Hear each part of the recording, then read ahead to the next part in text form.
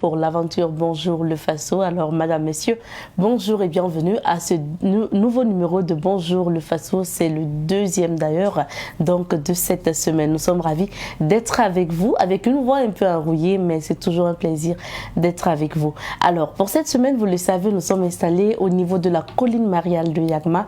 Pour la rubrique à la découverte 2, vous allez avoir des témoignages aujourd'hui. Et pour la revue de presse de ce jour, Rachid Assad Zongo va nous retrouver tout à l'heure. Quant à l'invité du jour, nous recevrons un membre du comité d'organisation du marathon Palga. Nous en parlerons avec un membre donc du comité d'organisation. Merci de vous installer confortablement. L'aventure débute tout de suite et maintenant avec à la découverte 2. Et bien sûr, quand on parle de Yagma, Yagma est très connu pour, bien sûr, son église et pour sa colline mariale qui accueille des pèlerins chaque année et qui accueille également des fidèles chrétiens tous les jours pour leurs prières quotidiennes. Nous avons décidé de vous faire découvrir et redécouvrir la colline mariale de Yagma. Il faut noter pour commencer que les pèlerinages donc sur cette colline ont débuté le 10 mars 1966 avec l'autorisation du cardinal Paul Zougrana, l'archevêque de l'archidiocèse de Ouagadougou en son temps. Alors aujourd'hui, nous allons vous proposer d'écouter un témoignage. Il s'agit notamment donc du témoignage de Abbé Narcisse Guigma. Il est recteur au sanctuaire Notre-Dame de Yagma. Suivons son témoignage et on revient. Le sanctuaire Notre-Dame de Yagma tire ses origines des années 1967. Où la découverte du site a eu lieu en fait le 2 avril 1967 et le premier pèlerinage a eu lieu ici le 31 mars 1968. Nous avons déjà célébré le cinquantenaire du premier pèlerinage en 2018 et nous avons procédé à l'intronisation de Notre-Dame de Yagma à l'Assomption passée, l'Assomption 2019. Et cette année, nous célébrons en fait le 25e pèlerinage de l'Assomption au sanctuaire Notre-Dame de Yagma.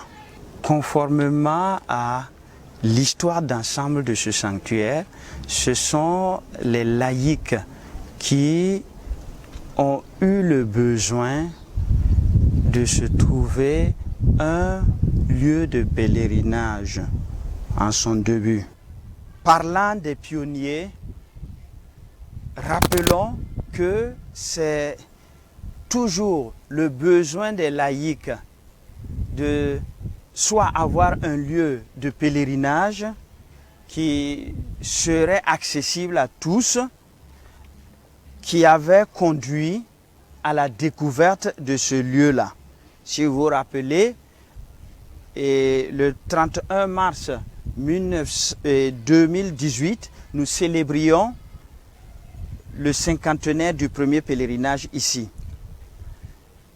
Il n'est pas de doute que ce même besoin des laïcs d'avoir une célébration eucharistique à l'occasion de l'Assomption, ici au sanctuaire Notre-Dame de Yagma, a poussé le premier responsable en son temps, Monseigneur Jean-Marie Untani Comporé, à initier le premier pèlerinage de l'Assomption le 15 août 1996.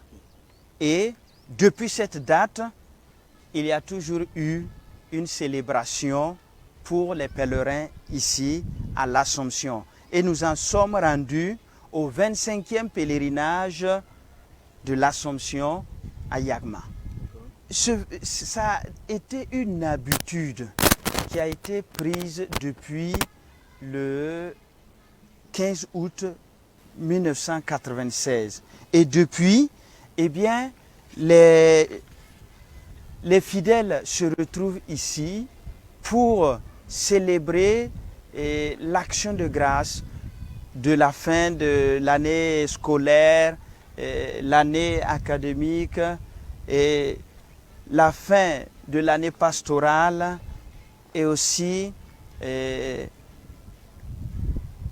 saisir l'occasion pour dire à la Vierge Marie leur affection filiale après les fêtes pascales, puisque vous aurez constaté que c'est la plus grande fête mariale après Pâques.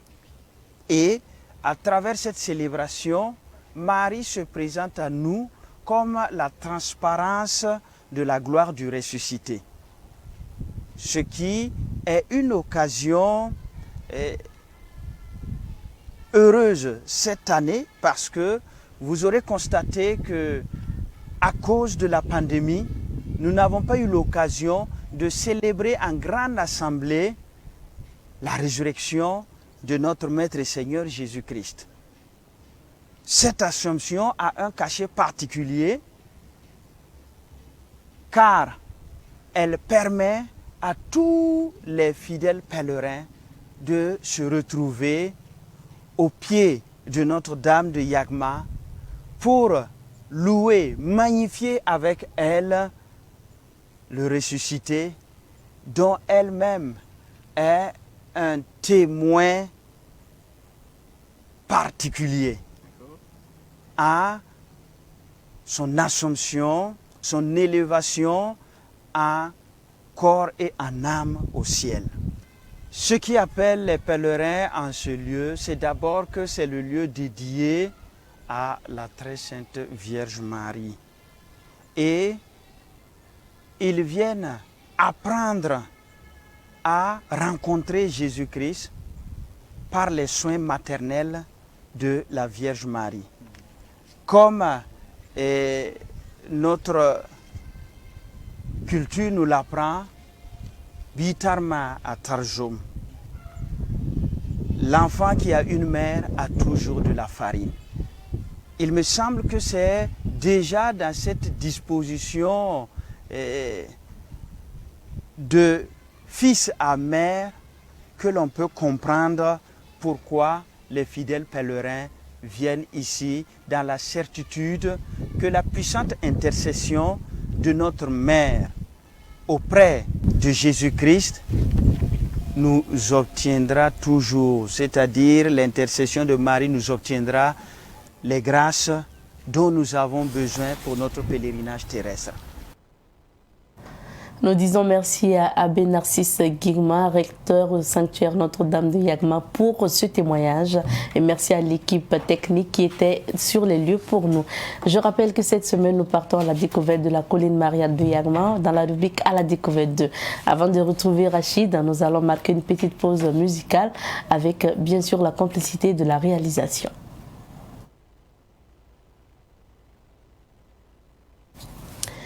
Nous poursuivons avec cette émission. Tout à l'heure, vous allez avoir droit à la revue de presse parce que vous le savez, chaque jour, nous vous proposons cette revue de presse où nous parlons de l'actualité nationale et internationale. Aujourd'hui, nous serons avec Rachid Assad Zongo pour cette revue de presse.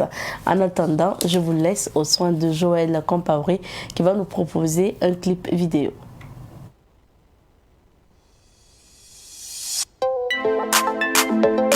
Yeah, Tambrene, Mbazana, Away too.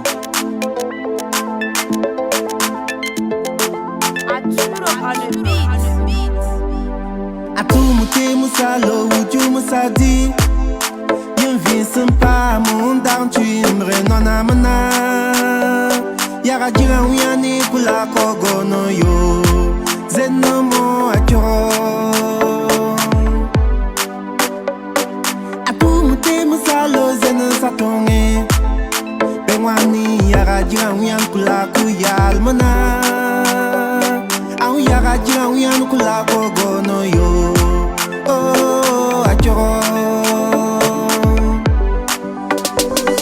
Ajang mana sadiwena Yimuren vang satutra na joro Sono na la jasa pankata mana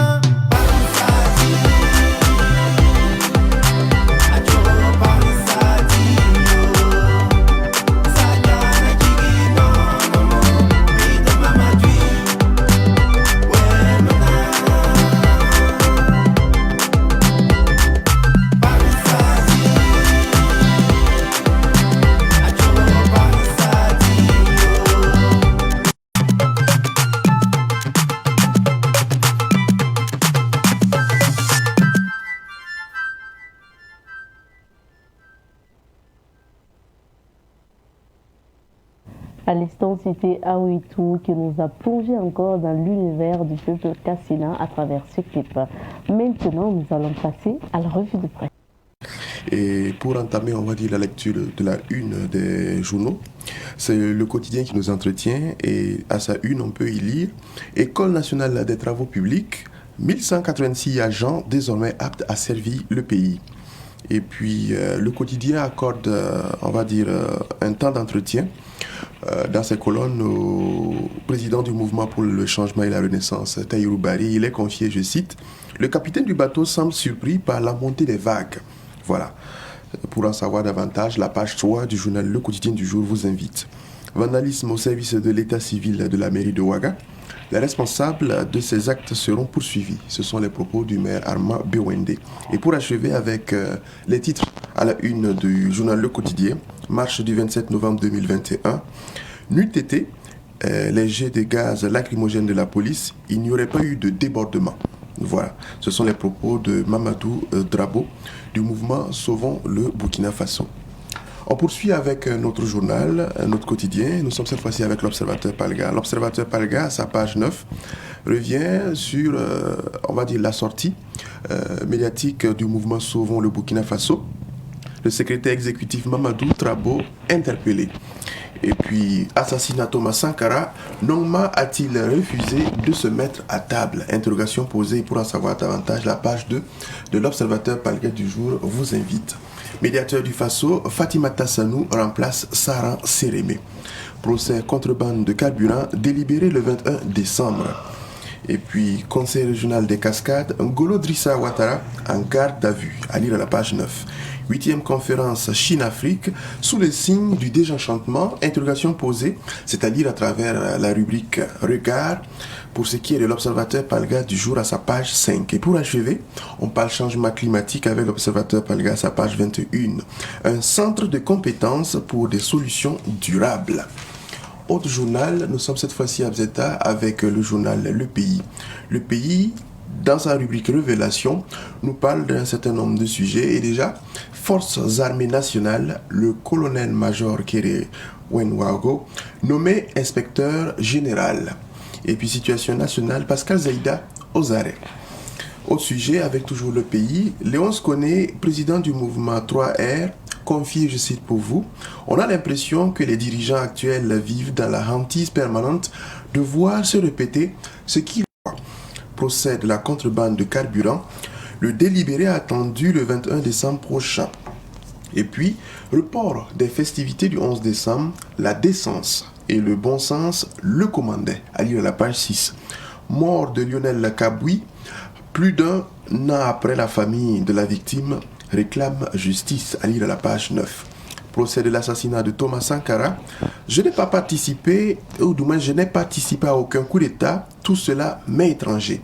Ce sont les propos d'Ernest Nongma Ouedraogo, et pour en savoir davantage, la page 18 vous invite. Pour achever avec Le Pays du jour, c'est du foot qui nous intéresse. FIFA, Guinée et Tchad en mode comité de normalisation. Pour ce qui est de aujourd'hui au Faso, on peut lire à sa une, Chambre de commerce et d'industrie du Burkina Faso, Mamadi Sawadogo réélu président à l'unanimité. À lire à la page 12. FOCAO 2021, 4 documents adoptés à Dakar. Dans sa rubrique News du jour, le colonel-major Wenwaoga, qui est inspecteur général des armées, et Fatimata Sanou Touré, nommé médiateur du Faso. Manifestation du 27 novembre 2021, la quasi-totalité des archives détruites. 8e sommet Chine-Afrique à Dakar, on fait les comptes et on continue à lire à la page 5. Et pour achever avec aujourd'hui au Faso à la une, comme titre, transition M5 RFP, Mahmoud Diko hausse le ton contre Goïta. À Zeta, nous poursuivons pour ce qui est, on va dire, de la une des journaux, mais également de la presse en ligne, avec le premier site www.lefaso.net. Ce site nous parle du saccage du bâtiment de l'état civil. Les actes de vandalisme ne resteront pas impunis. Propos d'Arma Bewende, maire de la ville de Ouagadougou. Armée burkinabé, le colonel-major Wenwaoga Kéré, nommé pour remédier au dysfonctionnement. Et puis, Chambre de commerce et d'industrie du Burkina Faso, Mamadi Sawadogo, réélu président pour 5 ans. Ministère en charge de la femme, de nouvelles infrastructures pour les enfants en situation difficile. Un autre site Abzeta, www.infoacad.net. Fatimata Sanoune Touré, nommé médiateur du FASO. Sécurité au Burkina, de nombreux Ouagalais approuvent la présence des chefs militaires sur le terrain des opérations. Et pour achever, le ministre en charge de la sécurité fera aujourd'hui même le débriefing de l'opération Gondalgou 4 zone 2. Un dernier site pour achever, www.minute.bf nous confie CGTB, Confédération Générale des Travailleurs du Burkina. Moussa Diallo est le nouveau secrétaire général. Dans les Cascades, le président du conseil régional des Cascades gardé à vue. Et pour achever, avec www.minute.bf, Sahel, le convoi militaire français arrive à Gao après 15 jours de route. Abzeta, pour ce qui est de l'actualité hors de nos frontières, mais sur le continent africain, on apprend qu'au Tchad, l'amnistie générale est accueillie favorablement. Au Ghana, 202 voyageurs étrangers arrêtés à la frontière du Togo pour entrée illégale. Au Togo, le Parti des forces démocratiques pour la République FDR de Maître Dodji Apevon appelle tous les acteurs sociopolitiques à l'union. Au Cameroun, au moins 2 morts et des blessés dans une attaque de Boko Haram à la frontière du Nigeria. Au Mali, l'imam Diko critique la gestion du colonel Assimi Goïta. En Gambie, dernière ligne droite avant la présidentielle. Au Niger, on apprend que le Salon international de l'artisanat féminin, SAFEM, regrette le manque de touristes dû au Covid-19. Au Botswana, la dépénalisation de l'homosexualité confirmée. En Afrique du Sud, le variant Omicron, c'est le nouveau variant pour ce qui est du Covid-19, surcharge les centres de vaccination. Et pour achever, Chine-Afrique, Xi Jinping promet un don de 2 milliards de doses de vaccins anti-Covid-19. Abzeta, voilà ce que nous apprenons, on va dire, les sites en ligne pour ce qui est de leur une, mais également la presse écrite. Merci bien Rachid. Et retour sur quelques sujets d'actualité. Nous commençons par l'actualité au niveau de la Chambre de commerce et d'industrie du Burkina. Et c'est reparti pour un second mandat pour Kadhafi. C'est bien cela, le président sortant de la Chambre de commerce et d'industrie du Burkina Faso, Mamadi Sandaogo, dit Kadhafi, a été réélu pour un nouveau mandat de 5 ans, à la suite bien sûr des élections consulaires qui ont eu lieu il y a quelques semaines. Et précisons que hier, les 169 élus consulaires ont été officiellement installés par le ministre en charge du commerce, M. Haruna Kaboré. Ce qu'a confié le nouveau président entrant, voilà, à la personne de Mamadi Sandaogo, il dit être là, on va dire, pour tout le monde, pour tous les acteurs, on va dire, de la vie économique du Burkina Faso, pour tous les acteurs donc, et il dit qu'il va s'engager pour que le programme qui initialement constituait le mandat passé soit, on va dire, un plan stratégique qui va prendre en compte l'ensemble à la fois des réalités terrain qu'a connu le premier mandat, mais également les exigences en termes de vie sociale et économique en lien avec la situation du Burkina Faso. Donc on attend de voir concrètement ce qu'il en sera de sa nouvelle politique à la matière pour son nouveau mandat. Voilà ce qu'on peut dire essentiellement pour ce qui est de cette actualité. Maintenant, on va parler nomination. Du côté du médiateur du Faso, on a la remplaçante de Sarah Sérémé, c'est une magistrate. C'est bien cela, la magistrate Fatimata Sanoune Touré, le nouveau médiateur du Faso, en remplacement à Sarah Sérémé qui a démissionné. Le président du Faso l'a nommé, on va dire, dans un décret pris depuis le 26 novembre dernier et rendu public hier, 29 novembre. Comme je l'indiquais, elle remplace Sarah Sérémé, qui a rendu sa démission après 4 ans passés à la tête de la dite institution. Pour ce qui est de Madame Fatimata Sanoune, on la connaît en réalité pour son engagement, notamment pour le droit de la femme au Burkina Faso. Elle fut précédemment présidente de la chambre de la cour d'appel de Ouagadougou et présidente de l'Association des femmes juristes du Burkina Faso. Donc, une dame qui est bien imprégnée des questions en lien avec le droit des femmes, mais également le droit de façon générale. Et on se dit que en la matière, pour une institution comme le médiateur du Faso, tant bien que mal, elle doit pouvoir justement s'en sortir et poursuivre les actions qu'ont laissé Sarah Sérémé. En tout cas, on attend de voir concrètement ce qu'il lancera pour, elle également, sa politique en matière de fonctionnement, de gestion du médiateur du Faso. Nous parlons d'autres nominations au niveau de l'armée cette fois-ci.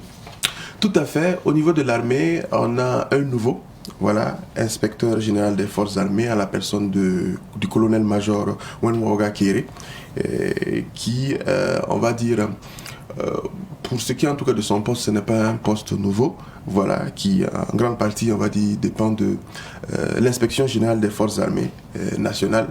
Et vous savez que l'inspection générale des forces armées est une structure, on va dire, de contrôle, d'audit interne, et sinon de conseil technique, placé pratiquement sous l'autorité du ministre en charge de la Défense. Et elle a un caractère du moins interarmé et à compétence pratiquement sur l'ensemble des services et des directions en lien avec le ministère de la Défense. Ce qu'on espère, c'est que avec justement cette nouvelle nomination, les dysfonctionnements qui sont liés, on va dire, au corps des forces armées pourront trouver en tout cas des solutions ou en tout cas des débuts de solutions.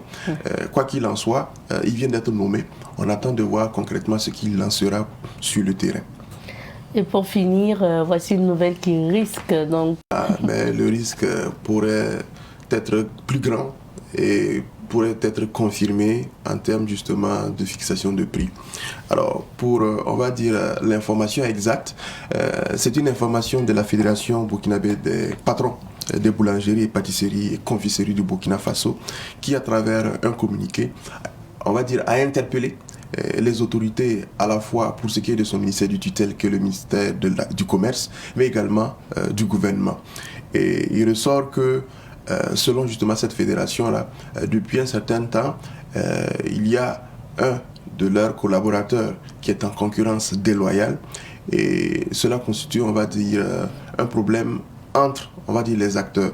Et cela les a poussés, on va dire, à entreprendre des rencontres déjà avec la Direction générale des impôts, mais également le ministère de tutelle.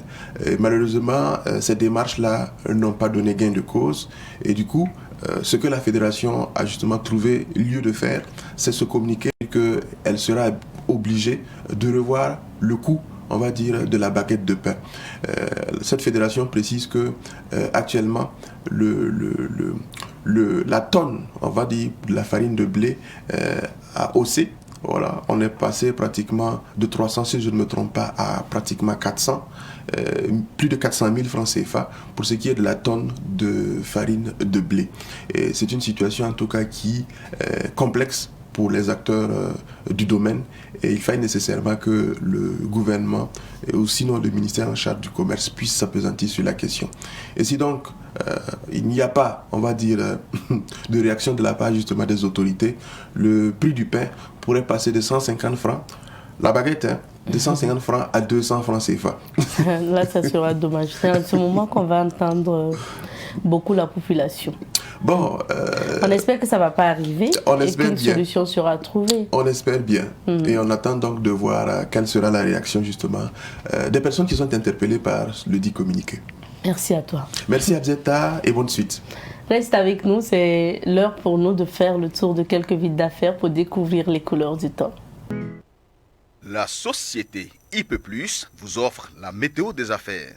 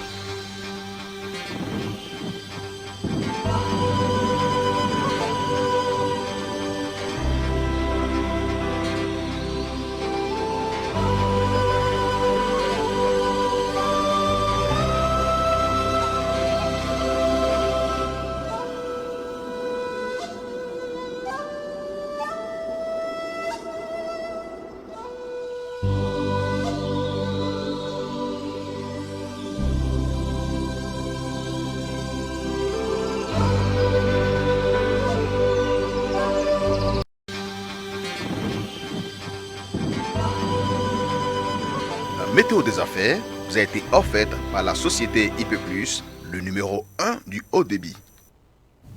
Aujourd'hui, dans la rubrique invité du jour, nous parlons du marathon Palga du Grand Ouaga avec notre invité de ce jour, virgule, et on revient. Nous recevons pour vous Monsieur Kabouri Yabré Bernard. Il est donc membre du comité d'organisation du marathon Palga du Grand Ouaga. Bonjour à vous, Monsieur Kabouri. Bonjour, Madame Nikema. Merci d'être sur notre plateau. Nous parlons du marathon Palga du Grand Ouaga. Qu'est-ce que c'est? Oui, en fait, ce marathon, c'était l'observateur qui l'avait initié. Le journal L'Observateur Palga. Par son directeur. Et c'était une lettre pour l'Aï.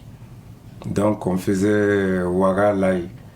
Et par la suite, vous savez que ça a pris un dénouement et une ampleur vraiment grande, ce qui a fait que, bon, en tout cas, la direction de l'Observateur se voyait quand même en difficulté d'organiser ça seul. Et comme dans les autres pays de la sous-région et même à l'international, on parle toujours de la ville. Donc je crois qu'ils ont approché la mairie pour que la mairie prenne la relève. Voilà pourquoi on parle du grand marathon Palga du Grand Ouaga. Donc une co-organisation du journal Observateur Palga et de la mairie de Ouagadougou. Voilà.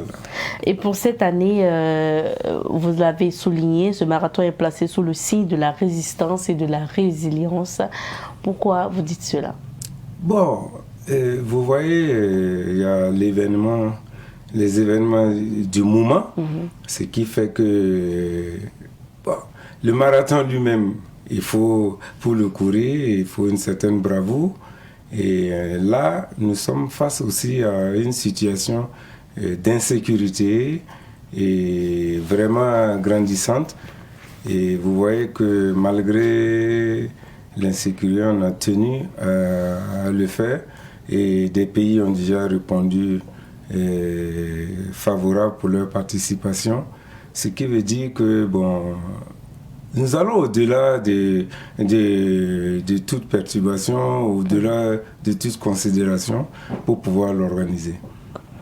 Et quelles sont aujourd'hui les innovations de cette édition 2021? Oui, les innovations ont commencé en 2019, puisque avec la mairie, il faut toucher certaines communes rurales. En 2019, nous sommes allés à Samba, c'est-à-dire que le marathon passait par Samba et revenir au niveau du camp fonctionnaire. Et cette année, le marathon va passer dans une commune rurale de Komsiliga, juste derrière l'hôpital Tengargo, et on revient encore au même endroit. Et ça dit que l'ancien camp fonctionne face à l'église, à la cathédrale. Ça veut dire que les coureurs vont débuter devant l'observateur Palga. Devant l'observateur Palga. Voilà. Et le circuit va passer vers Ouaga 2000, aller vers l'hôpital Tengango et revenir, passer à Pissi et Goungin pour terminer. Enfin. Et vers la cathédrale. C'est combien de kilomètres au total à parcourir? Oui, le marathon, c'est 195 mètres. 42 kilomètres, 195 mètres. Alors, est-ce qu'à ce jour, vous avez beaucoup d'inscrits? Lors des réunions hebdomadaires, en tout cas, il y a un comité, c'est-à-dire le secrétariat général de la compétition qui reçoit les inscriptions, qui nous donne les informations. Bon, il nous a parlé des Kenyans, sinon nous avons invité un, mais il y a 3 Kenyans qui demandent à ce qu'on leur envoie des lettres d'invitation pour qu'ils prennent en charge leur propre billet d'avion. Il y a des Marocains, et les Ghanéens aussi, on a invité un, mais comme ils peuvent venir par la route, ils demandent à venir à 5, comme les Ivoiriens, les Nigériens, les Maliens, Bon, la sous-région en tout cas, beaucoup. Parce qu'il faut souligner que le marathon Palga du Grand Ouaga, ce n'est pas seulement des coureurs burkinabés. Oui. Il y a des coureurs d'autres pays qui vont justement se joindre au Burkinabé pour cette course. Oui.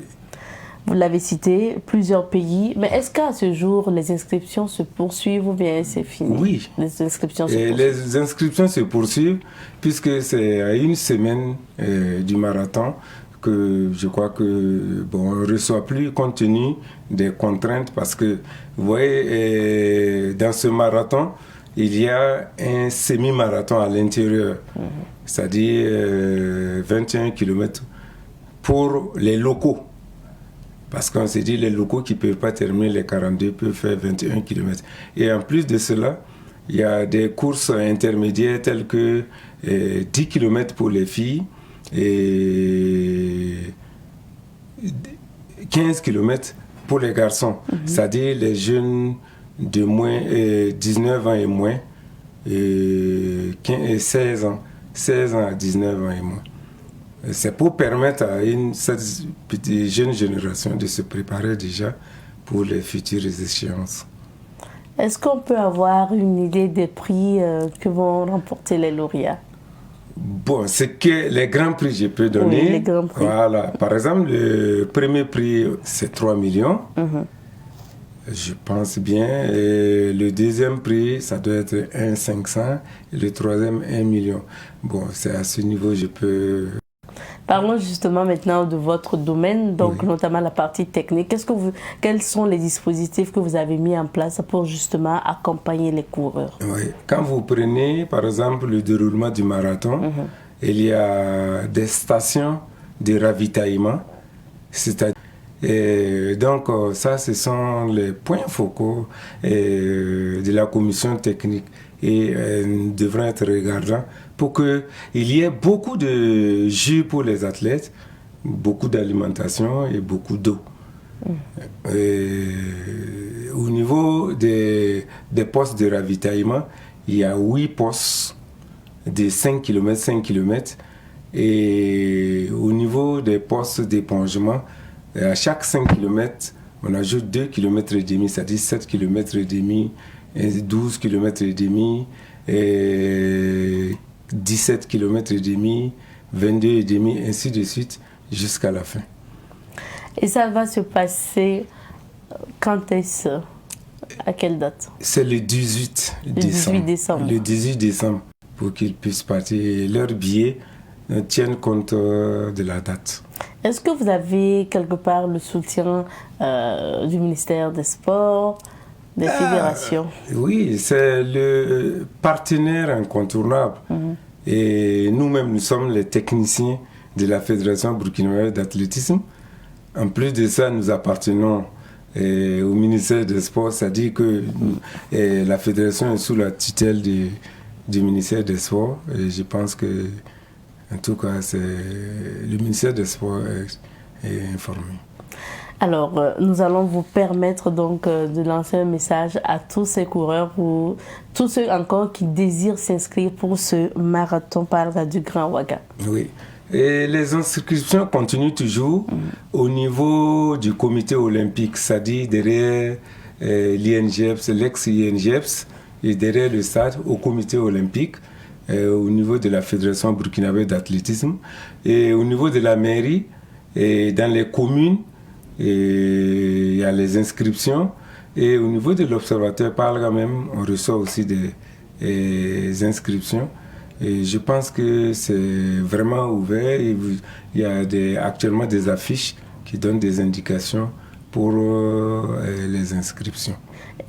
Et pour des conditions, quelles sont par exemple les conditions pour les coureurs qui veulent s'inscrire? Est-ce qu'il y a des conditions à Bon, les conditions, c'est de donner le numéro de téléphone d'un parent, parce qu'on ne sait pas en cas de cas, pendant la course, et parce que vous mettez nom et prénom, votre numéro personnel et la personne qu'on peut contacter en cas de problème. Okay. Et lorsque nous avons toutes ces inscriptions, tous ceux qui sont inscrits sont assurés.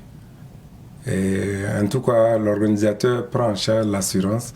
Et je crois que c'est l'UAB, non? Et Et ils sont assurés et dès qu'il y a un problème, bon, vraiment, la prise en charge est effective. Est-ce que si ce marathon est réservé seulement aux professionnels de l'athlétisme ou bien tout le monde peut participer? Justement, c'est pour cela qu'on a ouvert 10 km et 15 km. Si on n'a pas les capacités de faire les 42. Sinon, le marathon lui-même, bon, c'est ouvert à tout le monde. Et chacun peut faire sa partition. Et moi, par exemple, avec mon âge, si je devrais courir, je décide de courir 10 km. Je démarre avec les marathoniens, mais au 10e kilomètre, j'essaie où me ranger pour éviter d'autres problèmes. Ouais. Quelles sont vos attentes au sortir de ce marathon Palc du Grand Ouaga? Bon, nous voyons que notre marathon s'inscrit aussi parmi les plus grands marathons en Afrique. Et vous voyez que beaucoup de pays renommés tiennent à venir. Et nous voulons aussi que ce marathon soit rassembleur, comme je crois qu'on a donné les choses, comment on appelle ça? On tient compte en tout cas de la situation actuelle au niveau du pays pour que ce marathon soit rassembleur, ce marathon permette au peuple burkinabé d'avoir confiance à leurs autorités. Merci bien. Merci C'est fini bien. pour notre entretien. Merci Nous vous bien, souhaitons encore bon marathon pour le 18 décembre prochain. Merci bien, madame. Je rappelle que nous recevions pour vous M. Kabori Yabri Bernard. Il est membre du comité d'organisation du marathon Palca du Grand Ouaga qui va se courir. Donc, le marathon va se courir le 18 décembre prochain. C'est ici qu'on s'arrête pour notre entretien de ce jour. Okay. Et pour accompagner notre invité, nous vous proposons une pause musicale. Merci bien.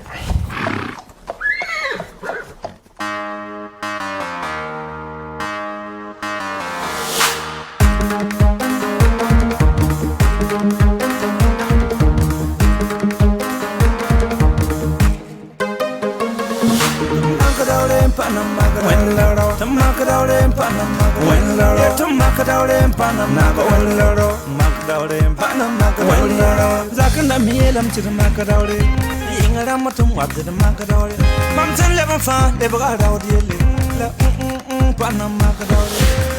When I'm come, Mamila, La Pazam Tavie, Karen Cantara Gunda, Lam Nolapan Gomi Ikisuri, Sula Dunia, Nebelanam. Ton la taba, Concord Sans Abneshua, Pavantos and Canare, Canavanetava.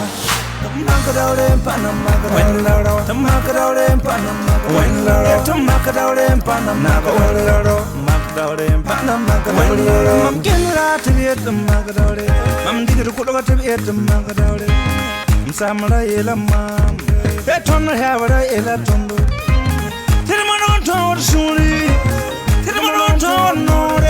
Balandunia Cabello, Sansage, Okoleva Tola, Norwam no wonder Zurmo, Sanfo lives a little never wonder, never told her, never father, never wonder. Ah, when I want to go Sunugala, Sandara Pantara Suri, so let to know the Kifoni Brio. Concord Zagaman, the Burgo, Macadore and Panama, when Laro, the Macadore and Panama, when Laro, the Macadore and Panama, when Laro, Macadore and Panama, when Laro.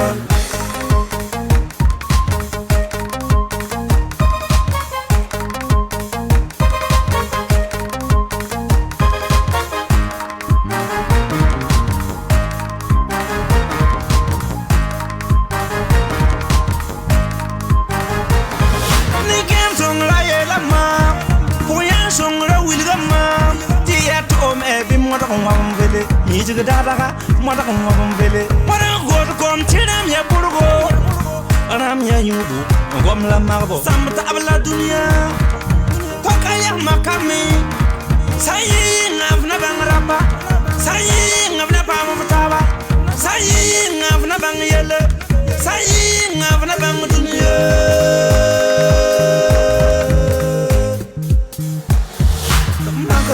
Panama, when Laro, the Macadore and Panama, when Laro, the Magdalene Panam Nagawalo, Magdalene Panam Nagawalo. Pansay the baby tabotumo, into things and I don't get towed. Mujamangal away could lay. Pansay the Pangasata Panga, Posatna Nebisa, Besuka Portuguese. A season is save, Siveles prove. I give good win Abasana Mogo. Lan abayada ya de be ma kin jin ton da yu sigum to sig de wo tin mi go bo Makadawle panam makadawle when la to makadawle panam makadawle when la to makadawle panam makadawle makadawle panam makadawle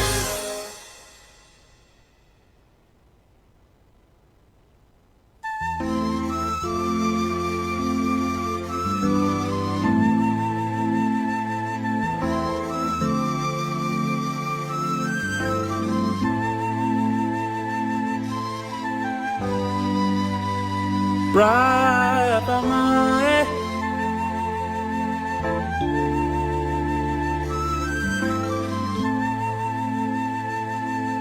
Kana joy nyogona Joma ya mandire Ambibidon antisini donde Kana joy nyogona yeah Joma ya mandire Ambibidon antisini donde Ibeye le mogo dola Onake ima sabunyuma Tunia betendi Itege ni be mogo dola Onake ima sabunyuma Tunia betendi Dobe yele la lomina Dobe kasi odon de la Tunia betendi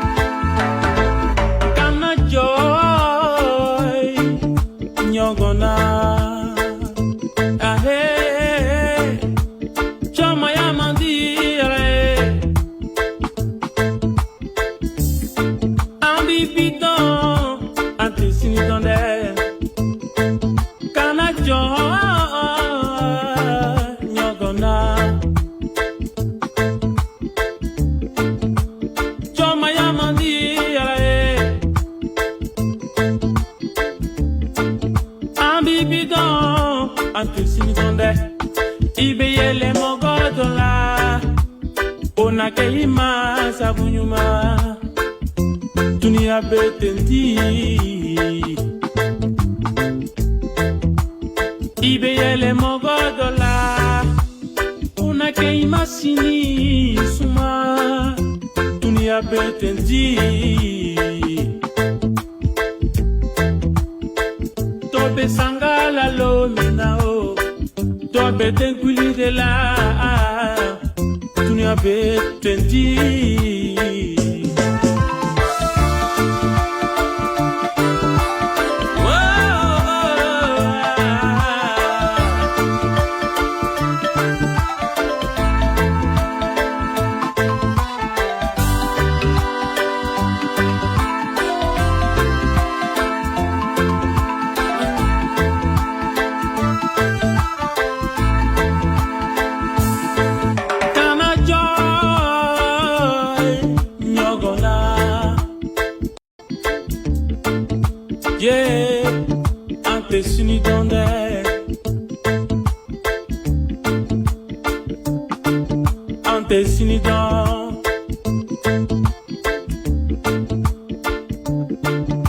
ante sinidan nyogona chama yamadi alae ambibidan ante sinidan de yeah ante sinidan de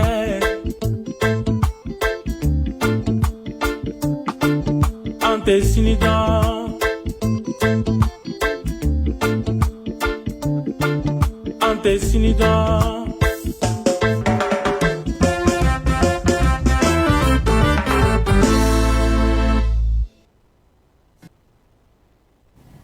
Nous poursuivons avec cette émission pour la rubrique 1 nœud sur la société d'aujourd'hui. Comme chaque mardi, vous le savez, vous avez droit à votre chronique, un nœud sur la société, du moins avec Serge Joseph Ouitraogo, qui ne se sent pas aujourd'hui, donc il n'a pas pu effectuer le déplacement pour venir sur ce plateau. Nous allons donc vous proposer un élément en rediffusion concernant cette rubrique. Et vous vous souvenez donc que mardi passé, nous avons reçu M. Michel Komi, inspecteur de l'enseignement à la retraite, pour parler de la vie des retraités ou la vie à la retraite, pendant donc la période de la retraite. Nous allons vous inviter à suivre cet élément en rediffusion et nous revenons en direct sur ce plateau. Nous vous invitons à suivre cet élément avec l'inspecteur à la retraite, M. Komi. Aujourd'hui, nous parlons de la retraite.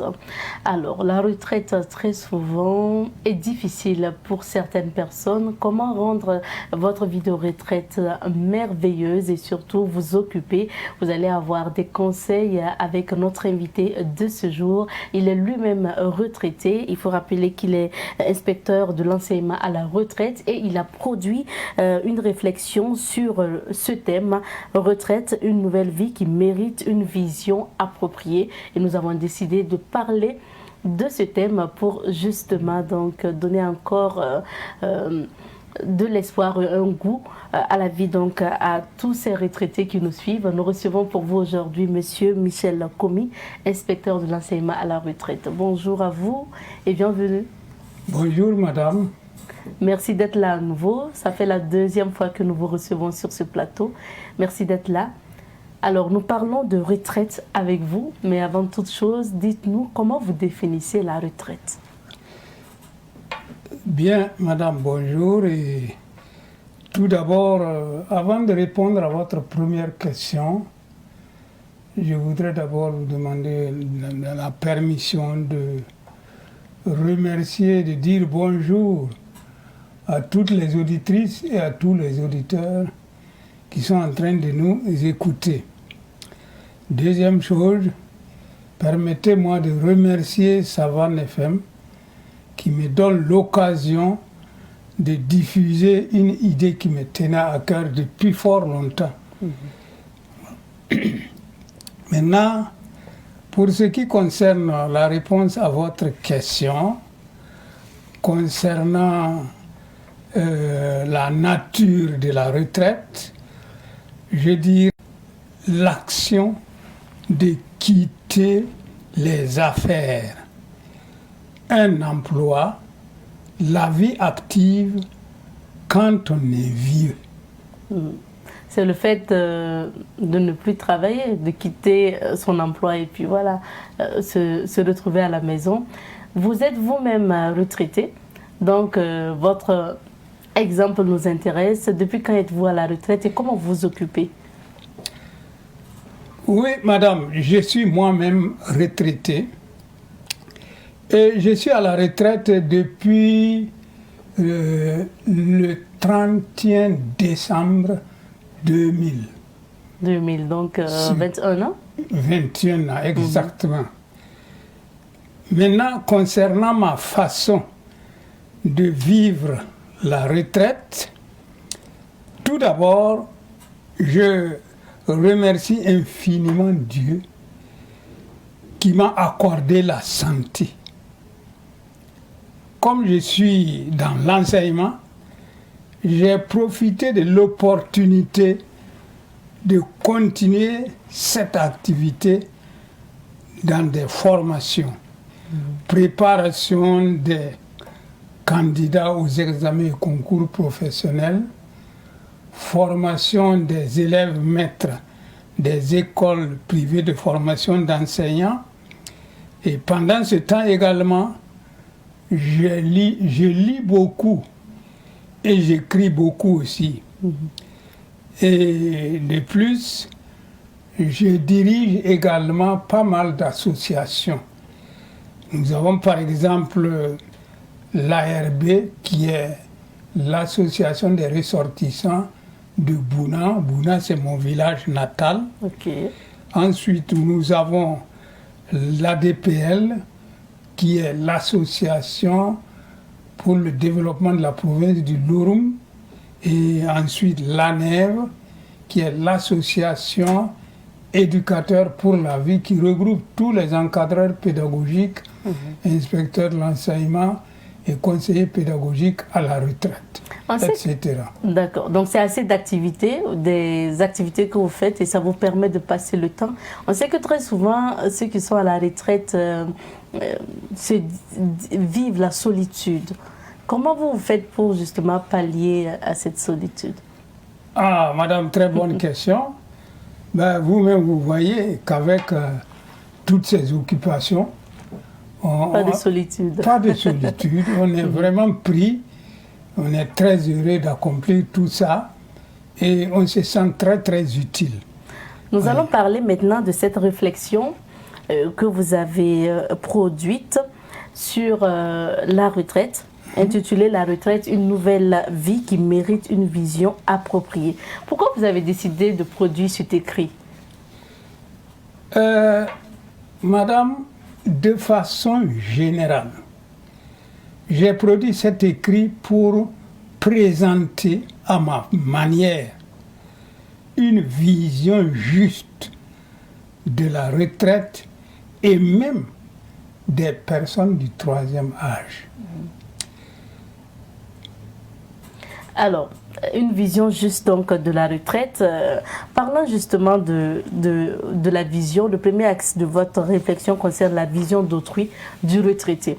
Aujourd'hui, comment justement les autres voient le retraité lui-même? Pour ceux qui ont des retraités, comment les autres vous voient? Alors, d'abord, de mon point de vue, il y a une erreur monumentale concernant la vision des retraités. Et bon, je peux même dire que de retraite, sinon il n'y en avait pas en Afrique, il n'y avait pas de retraite. Hein. Le vieux travaillait jusqu'à, je ne dirais pas l'épuisement complet, mais en tout cas, vraiment, il n'y avait pas de retraite. Maintenant, avec l'arrivée du blanc, avec les premiers fonctionnaires, que c'est que la retraite. Je préfère vous lire ça dans mon écrit là. De nos jours, d'une manière générale, on voit le retraité comme une personne âgée, affaiblie, fatiguée, par conséquent, non encore productive, devant céder la place aux jeunes. Tout compte fait, une personne remise à sa femme ou à son mari pour emploi, c'est-à-dire pour qu'elle se repose dans un fauteuil à la maison en attendant la mort. En somme, une personne qui n'est plus bonne à quelque chose. De mon point de vue, c'est une vision très, très, très négative de ce que c'est que la retraite. Et là, alors, c'est cette vision négative que j'ai voulu redresser à ma manière. Alors, Monsieur Komi, est-ce que quelque part aussi cela n'est pas compréhensible quand on voit surtout aussi le comportement de certains retraités? Il y a des retraités qui se laissent aller, qui sombrent dans la tristesse, qui sombrent dans la solitude et il y a certains même qui se noient dans l'alcool. Est-ce que ce n'est pas aussi ce que le retraité fait voir de lui? Madame, vous avez raison. Et je l'ai fait ressortir même dans mon écrit en reconnaissant le fait que c'est légitime, c'est normal. Pourquoi? Parce que sur cette question, en fait, j'aurais beaucoup à dire, mais compte tenu du manque de temps, toutes les forces, toutes les énergies, toutes les capacités que nous incarnons, c'est chez l'homme comme une courbe de Gauss. Elles s'accroissent, elles montent, elles se développent jusqu'à un certain temps, à peu près 30-40 ans. Et à partir de ce temps-là, elles baissent. Elles baissent jusqu'à un certain temps également.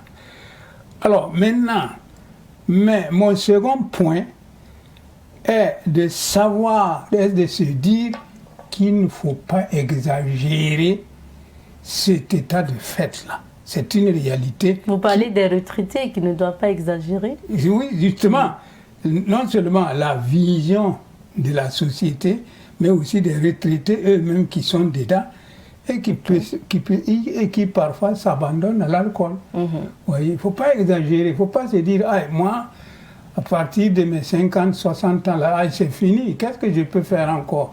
Il me reste à aller me reposer. Non, il ne faut pas dire ça. Et se dire que non, je n'ai plus aucune énergie.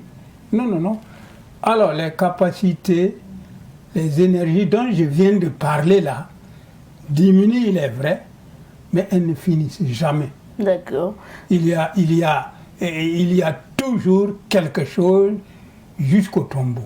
Donc, voir le retraité comme une personne finie, qui n'a plus rien à prouver, ce n'est pas réaliste, selon vous. Il y a un certain réalisme qu'il ne faut pas exagérer.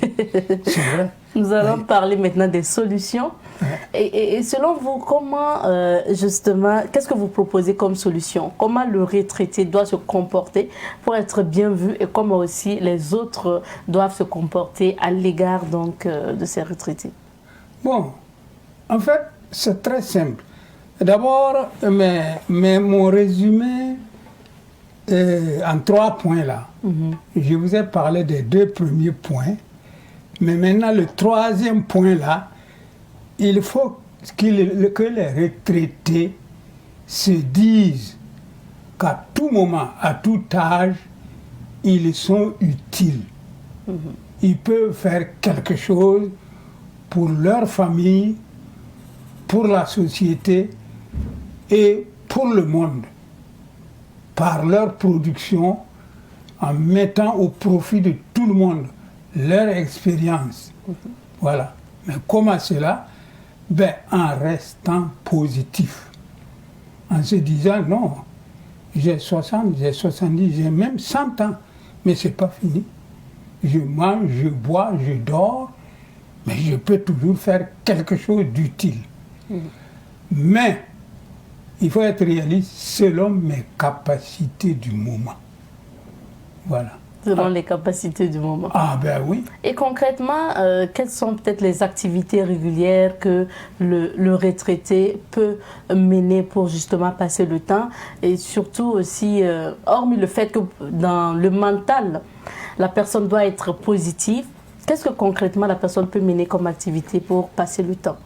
Bon, madame, je saisis le mot positivité là, que vous venez de prononcer. Il est très important.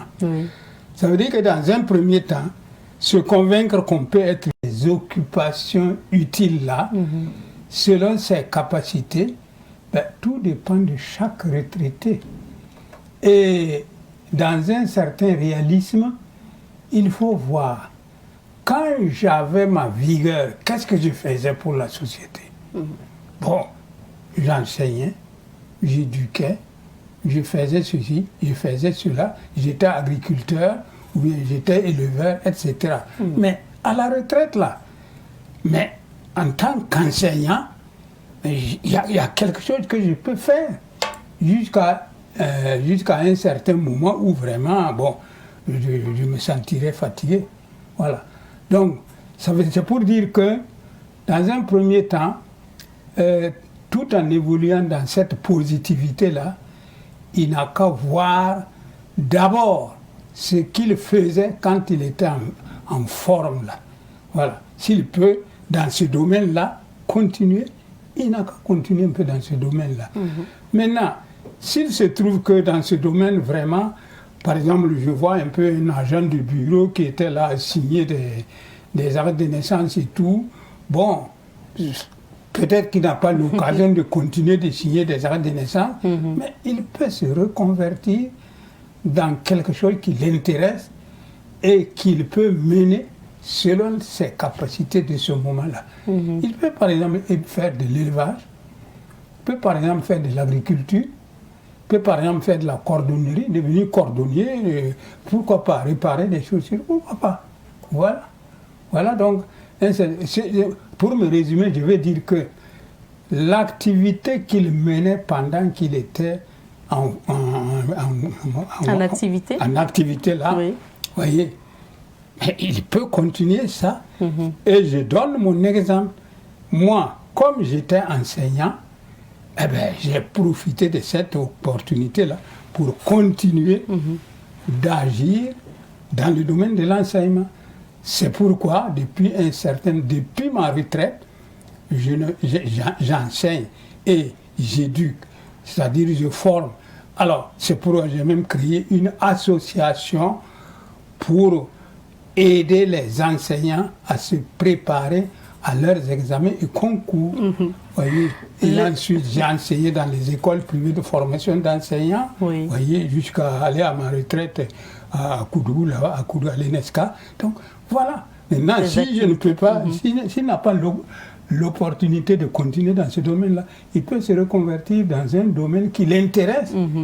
Et où il a quand même la possibilité de faire quelque chose. Alors, il nous reste 2 minutes, nous allons aborder l'autre point. C'est vrai que le retraité doit s'occuper, mais après, quel doit être aussi le bon regard que les autres doivent avoir donc du retraité? Et puis, comment nos familles, les familles des retraités par exemple, ou la société peut accompagner ces retraités-là dans leur vie de retraite?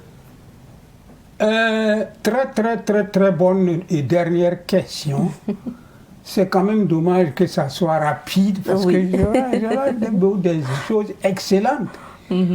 Parce que mon travail là, c'est pour vraiment sensibiliser, motiver, encourager les retraités de tous bords de pouvoir faire quelque chose. Maintenant, je me résume.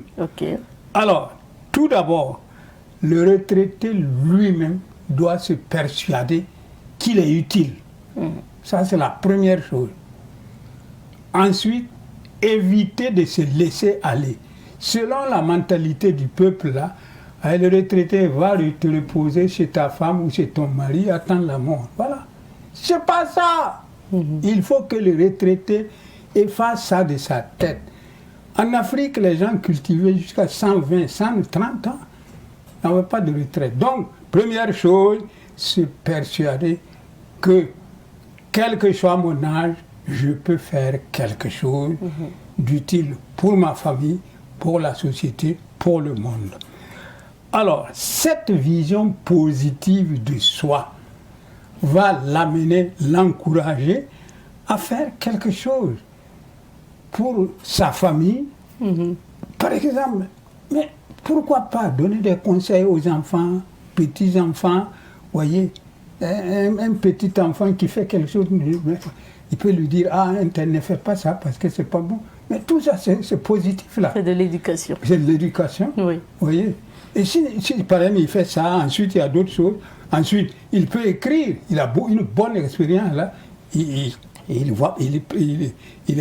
peut toujours réfléchir, il peut écrire quelques pages, 2 pages, selon ses capacités. Alors si lui-même il se voit positif et il réalise des activités, de cela va découler une bonne vision de la société du retraité qui va dire, ah oui, vraiment, hein, nos coudre la gemme, comme disent les mots aussi là, je crois que tu comprends.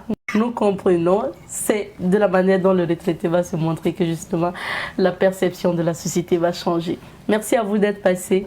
Nous rappelons que nous recevions pour vous Monsieur Michel Komi, il est inspecteur de l'enseignement à la retraite.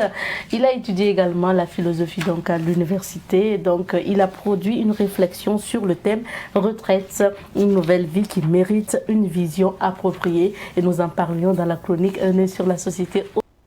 Alors, je vous rappelle que c'est un élément en rediffusion que vous venez de suivre, un entretien avec Monsieur Michel Komi, qui est inspecteur de l'enseignement à la retraite, pour la rubrique Un nœud sur la société d'aujourd'hui. Nous sommes de retour sur ce plateau en direct du plateau donc de Savane TV, et aujourd'hui nous avons une petite surprise pour vous. Vous allez découvrir son visage aujourd'hui. Vous lisez son nom au niveau donc de notre générique de fin, Aurélie Somtoré. Vous entendez son nom donc. Mais vous ne la connaissez pas. Elle se charge de nous faire, de nous rendre belles et beaux, nous qui passons à la télé. Donc, elle est là sur ce plateau parce qu'elle a 1 an de plus aujourd'hui et nous avons tenu à lui rendre hommage. Aurélie Somtoré, bonjour. Bonjour Afzeta. Ça va bien? Oui, ça va. D'accord. Aurélie, c'est notre maquilleuse. Elle est là avec bien sûr Nathalie Koualga, elle se relaie. Et puis aujourd'hui, cette semaine, nous sommes avec Aurélie pour le maquillage. Alors Aurélie, le maquillage, ton travail ici à Savane consiste à quoi? Maquiller les gens, mais c'est à quoi consiste justement ce maquillage? Ce maquillage consiste à refaire sortir la beauté d'une personne. Refaire sortir la beauté d'une personne. Oui. D'accord.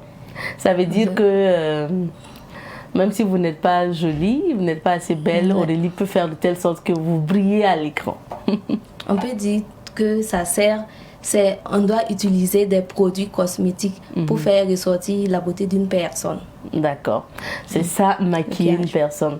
Mais comment ça se passe pour toi à Savane ici? Bon, je me plains pas en tout cas. Ça se passe bien. Oui, ça se en passe tout cas, bien. c'est elle qui m'a maquillée ce matin. Donc, on va dire que ça se passe bien. Et je me sens toujours bien quand elle me maquille. Aurélie, tu peux prendre combien de temps pour maquiller, par exemple, une femme? Combien de minutes pour maquiller une femme? Et puis, combien de minutes, par exemple, pour maquiller un homme? Pour les femmes, on peut atteindre 10 minutes ou moins que ça. D'accord. Mais pour les hommes, c'est plus facile. Pour les hommes, on peut dire 3 minutes, 4 minutes comme ça. Ok, pour les hommes, ça passe rapidement. Oui. Ok, maintenant, l'avantage quand on se maquille pour passer à la télé, là, c'est quoi?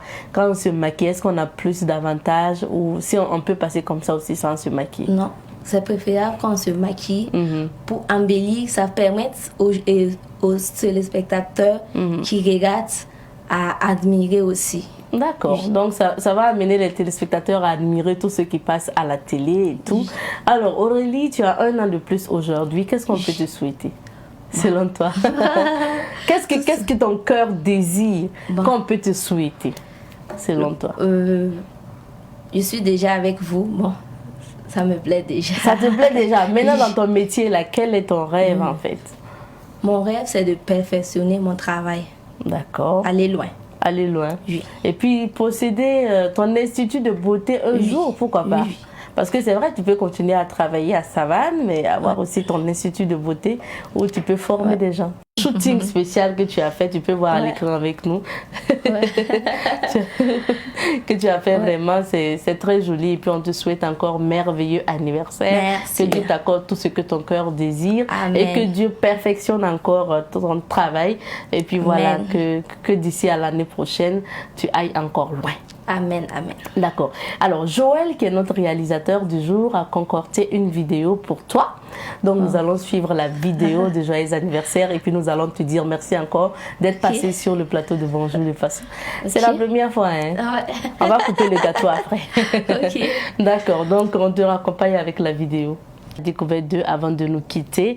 Je rappelle que cette semaine, nous sommes installés sur la colline mariale de Yagma pour la rubrique à la découverte 2. Rappelons pour commencer que le pèlerinage sur la colline mariale de Yagma a commencé le 10 mars 1966 avec l'autorisation du cardinal Paul Zougrana, archevêque de l'archidiocèse de Ouagadougou.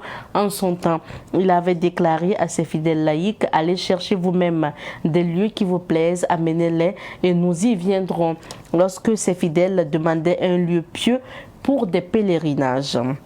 C'est ainsi que le 2 avril 1967, un fidèle laïc du nom de Laurent Julas Paré et son fils Louis découvrent les Trois Collines dans un village situé à environ 20 km de Ouagadougou appelé Yagma. Ils approchent alors les autorités coutumières de Yagma de l'époque et obtiennent leur autorisation. Les travaux d'aménagement de la colline mariale de Yagma débutent en 1967 et dès mars 1968, Yagma accueille les premiers pèlerins qui planteront la croix de Jésus sur la colline. En 1971, Yagma est déclaré site de pèlerinage par le cardinal Paul Zougrana, mais le site était à l'époque un site désert sans infrastructure. C'est le 5 février que la pose de la première pierre de l'église de Yagma a eu lieu, mais les travaux de construction de l'église ont traîné pour faute de financement. C'est 27 ans après qu'on assiste à l'inauguration de l'église de Yagma, soit le 9 février 2013, et le site est admis au titre de basilique mineure. L'église de Yagma a une capacité de 2300 places assises. Notons qu'outre les prières ordinaires quotidiennes, Yagma est plus connu pour ses pèlerinages et le pèlerinage de l'Assomption est plus prisé. Pour mémoire, c'est le 15 août 1996 que l'archevêque métropolitain Monseigneur Jean-Marie Compaoré a institué la célébration de l'Assomption au sanctuaire Notre-Dame de Yagma. Les pèlerinages de l'Assomption sont des occasions pour rendre grâce ordinairement à Dieu pour l'année scolaire et académique, les sacrements de l'initiation chrétienne, l'année pastorale ou pour tout catholique et dévot de Maman Marie après la fête pastorale. Nous espérons que vous avez beaucoup appris concernant bien sûr la colline mariale de Yagma que nous visitons cette semaine dans la rubrique à la découverte de. Merci à vous fidèles téléspectateurs de Bonjour le Faso de votre fidélité à cette émission. Rendez-vous demain pour un autre numéro de l'émission. En attendant, portez-vous bien et surtout prenez grand soin de vous. Il ne fait pas du tout beau temps dehors, donc n'hésitez surtout pas à utiliser le beurre de karité bio pour vos narines, c'est important. Et on se retrouve demain, Inch'Allah. Kus.